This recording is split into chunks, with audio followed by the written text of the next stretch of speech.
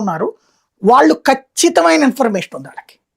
పట్టుకున్న తర్వాత చెక్ చేశారు. అందులో తేలింది ఫస్ట్ నెగిటివ్ వచ్చింది, తర్వాత పాజిటివ్ వచ్చింది.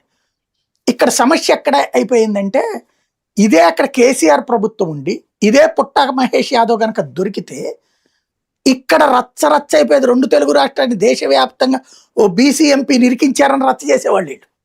అవును, ఖచ్చితంగా. అక్కడ వీళ్ళ దురదృష్టవశాత్తు రేవంత్ ప్రభుత్వం అయిపోయింది, వీళ్ళ అనుచరుడు ప్రభుత్వం అయిపోయింది అక్కడ. కాబట్టి ఫస్ట్ నెగిటివ్ అన్నారు అప్పటికి రాసుకొచ్చి.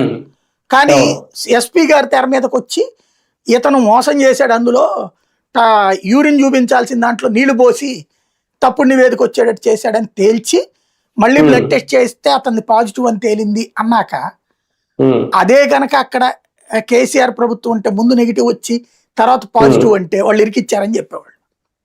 ఇప్పుడు రేవంత్ ప్రభుత్వం కాబట్టి ఏమీ చెప్పలేకపోతున్నారు.